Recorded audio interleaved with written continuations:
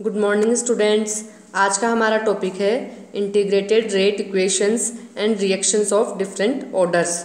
ठीक है, तो रासायनिक अभिक्रिया की कोटि और वेग नियतांक यानी कि ऑर्डर एंड रेट कांस्टेंट के निर्धारण में इंटीग्रेटेड रेट इक्वेशन बहुत यूज़फुल होती है, जो कि इंटीग्रेटेड रेट इक्वेशन द्वारा निर्धारित कोटि को हम टाइम ऑर्डर भी कहते हैं। ठीक है, यानी कि जो इंटीग्रेटेड रेट इक्वेशन के द्वारा हम ऑर्डर ऑफ रिएक्शन निकालते हैं उसे हम टाइम ऑर्डर कहते हैं। कंसंट्रेशन फंक्शन और टाइम के मध्य आलेख है।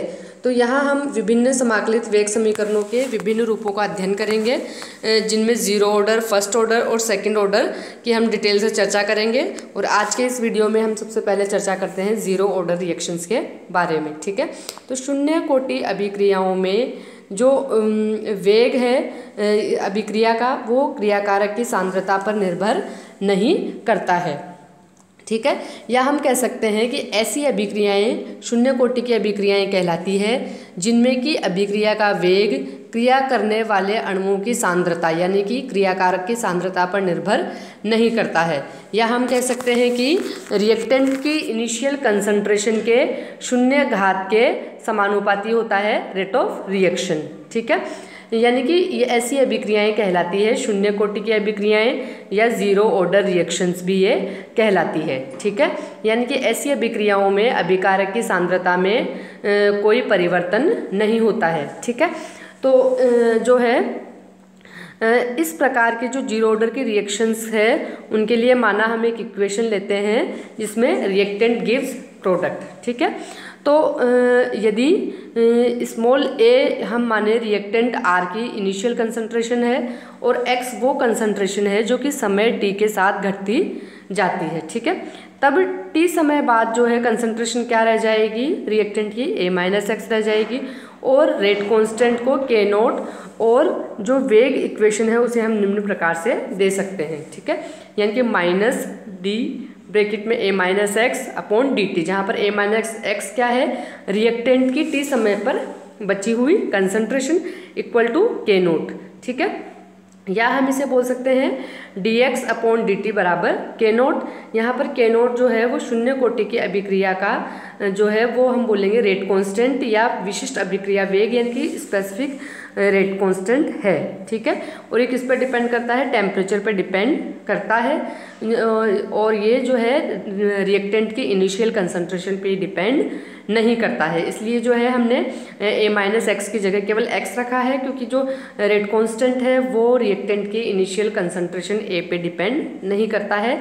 इसलिए जो है हमने ए माइनस एक्स की जगह केवल एक्स रखा है। ठीक है, तो समीकरण 6.24 को जब हम पुनर्व्यवस्थित करेंगे तो इक्वेशन क्या आ जाएगी, डी एक्स बराबर के डी टी।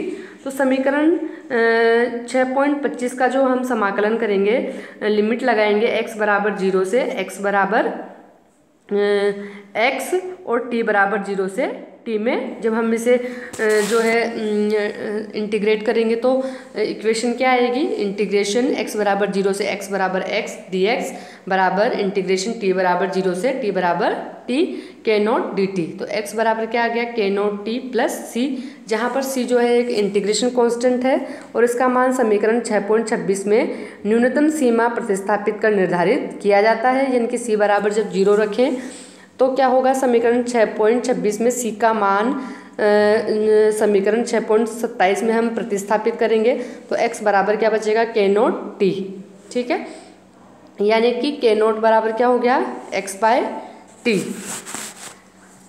तो समीकरण जो 6.28 में जो आपको के नोट बराबर x बाई टी इक्वेशन प्राप्त हुई है वो शून्य कोटि की अभिक्रिया के लिए जीरो ऑर्डर रिएक्शन के लिए इंटीग्रेटेड रेट इक्वेशन कहलाती है। यानी कि ये जीरो ऑर्डर रिएक्शन के लिए इंटीग्रेटेड फॉर्म है। ठीक है,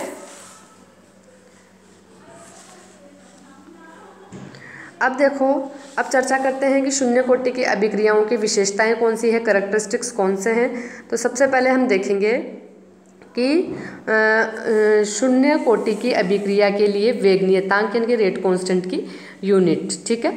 तो शून्य कोटि की अभिक्रियाओं के लिए वेग नियतांक का जो मात्रक है वो आप समीकरण 6.28 की सहायता से ज्ञात कर सकते हैं, यानी कि के नोट बराबर x/t, जहाँ x क्या है कंसंट्रेशन, और कंसंट्रेशन की यूनिट होती है मोल पर लीटर, या हम बोले मोल पर डेसीमीटर क्यूब, ठीक है। और समय की यूनिट सेकंड हो गई आपके, तो यहाँ के नोट की जो यूनिट आएगी, रेट कांस्टेंट की यूनिट आएगी, वो आएगी मोल डेसीमीटर क्यूब की पावर -3 और सेकंड इन्वर्स, यानी कि मोल पर डेसीमीटर क्यूब सेकंड इन्वर्स, ठीक है।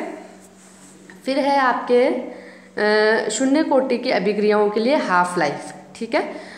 तो हाफ लाइफ क्या होता है, हाफ लाइफ जो है वो टर्म है, यानी कि जब भी किसी रिएक्टेंट को हम लेते हैं तो जब इनिशियल कंडीशन में उसकी जो कंसंट्रेशन है, तो वो टाइम जब उसकी कंसंट्रेशन जो होती है वो इनिशियल कंसंट्रेशन की आधी रह जाए, तो उस टाइम को हम बोलते हैं हाफ लाइफ। तो यदि ज़ीरो ऑर्डर रिएक्शन के लिए हाफ लाइफ को हम T1/2 माने, यानी कि T हाफ माने, तो इस समय में अभिकारक की जो प्रारंभिक सांद्रता का आधा भाग किस में कन्वर्ट हो जाएगा, उत्पाद में कन्वर्ट हो जाएगा, यानी कि T हाफ समय में जो रिएक्टेंट की कंसंट्रेशन है वो इनिशियल कंसंट्रेशन A की आधी हो जाएगी, ठीक है, यानी कि x बराबर A/2 हो जाना चाहिए। तो समीकरण 6.28 में हम x और t का मान रिप्लेस करेंगे, t की जगह t हाफ रखेंगे और x की जगह A/2 रखेंगे, तो t हाफ बराबर क्या निकल के आ गया, A/2 के नोट, यानी कि t हाफ जो है वो डायरेक्टली प्रोपोर्शनल है रिएक्टेंट की इनिशियल कंसंट्रेशन के।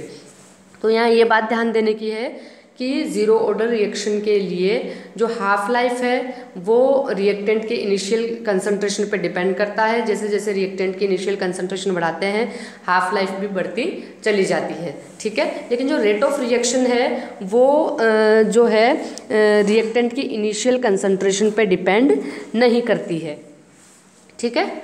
तो इस प्रकार से हम बोलेंगे कि शून्य कोटि की अभिक्रिया की जो हाफ लाइफ है वो रिएक्टेंट की इनिशियल कंसंट्रेशन के डायरेक्टली प्रोपोर्शनल है, ठीक है।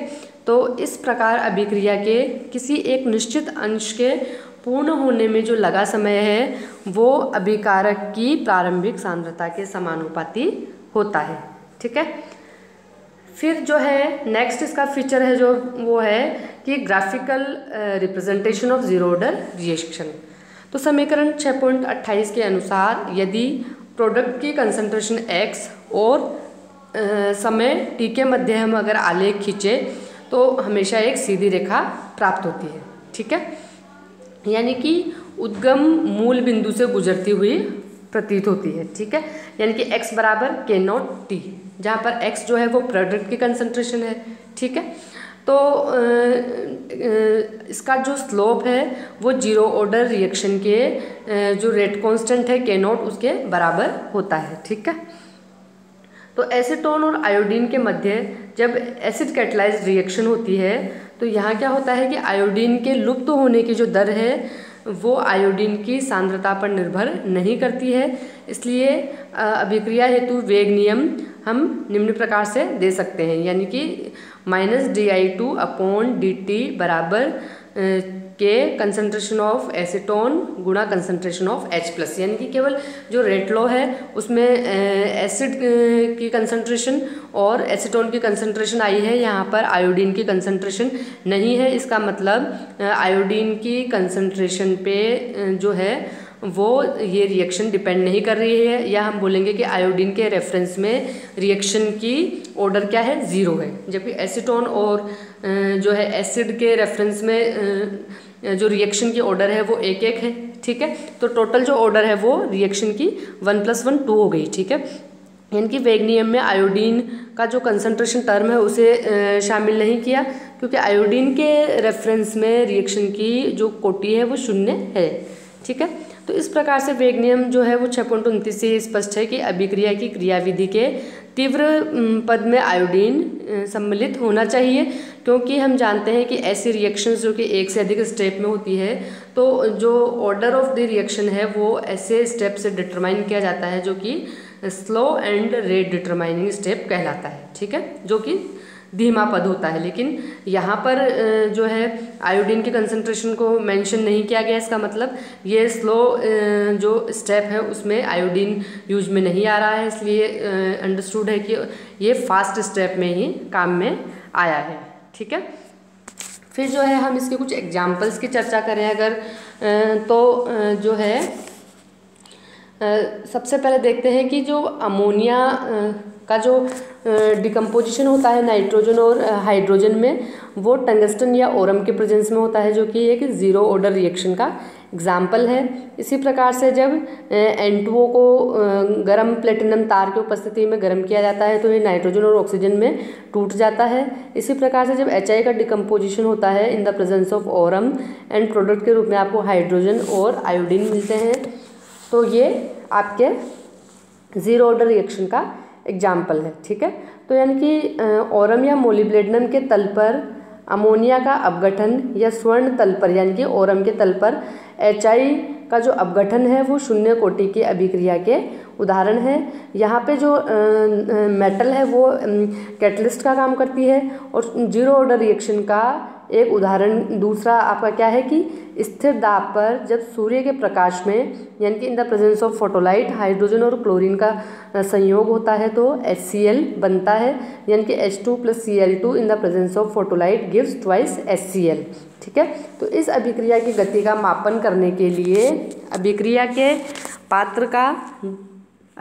पात्र को जल के ऊपर रखा जाता है और जैसे ही HCl गैस बनती है तो वो गैस पानी में घुलने लग जाती है और अभिक्रिया पात्र में जल का स्तर क्या हो जाएगा, ऊंचा उठने लग जाएगा। ठीक है, तो इस स्तर के ऊपर चढ़ने की गति के मापन से हम अभिक्रिया की गति को निर्धारित कर सकते हैं। ठीक है, क्योंकि पात्र में जल स्तर उसी गति से चढ़ेगा जिस गति से हाइड्रोजन और क्लोरीन परस्पर क्रिया करके HCl गैस बनाएंगे।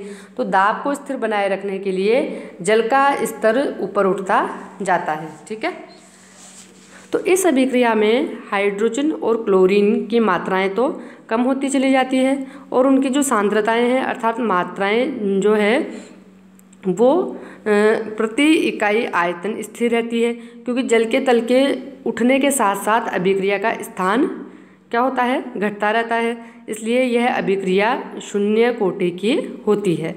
ठीक है, इसी प्रकार से अभिक्रिया ब्रोमीन और जो आयोडीन के रेफरेंस में जीरो ऑर्डर की है।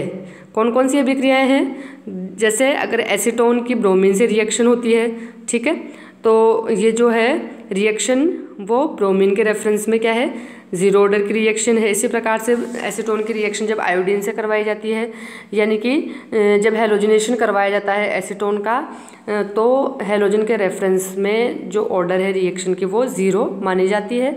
यानी कि जो इसका रेट लॉ होता है वो कैसे दिया जाएगा, rate of reaction equal to rate constant गुणा कंसंट्रेशन ऑफ एसीटोन। यानी कि रेट लॉ में हेलोजन यूज़ में नहीं आ रहा है, हेलोजन की कंसंट्रेशन यूज़ में नहीं आ रही है, तो इसका मतलब यह है कि हेलोजन के रेफरेंस में रिएक्शन का जो ऑर्डर है वो ज़ीरो है। ठीक है, तो यद्यपि रिएक्शन में ये हेलोजन भाग तो लेती है, लेकिन अभिक्रिया जैसे जैसे प्रोसीड होती चली जाती है वैसे वैसे ब्रोमीन और आयोडीन यानी कि जो भी हेलोजन यूज़ में ली हुई है एसीटोन के साथ में वो यूज़ होती जाती है। ठीक है, ओके।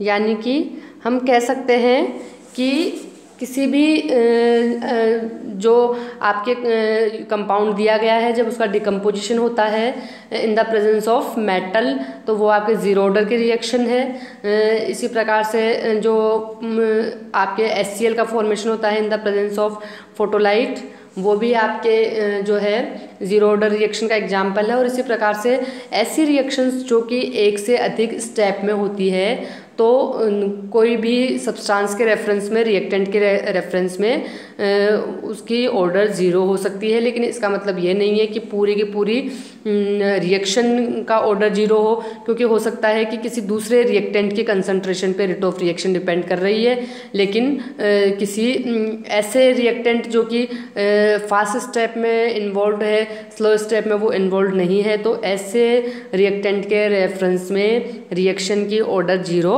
मानी जाती है। एक्सपेरिमेंट्स के अकॉर्डिंग जो है उसका ऑर्डर 0 निकल के आता है। ठीक है, ओके।